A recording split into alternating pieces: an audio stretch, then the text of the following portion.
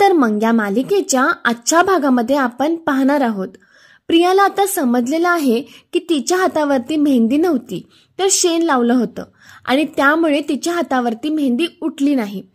आता हे समजल्यावरती प्रिया ही खूपच चिडते आणि त्या मेहंदीवालीच्या जोरात कानाखाली देते।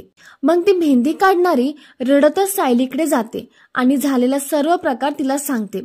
आता सायली म्हणते, त्या प्रियाचं ना जरा जास्तच चाललंय, तिचं वागणं खूप जास्त सहन केलं आपण, पण आता तिच्या पापाचा घडा भरला आहे।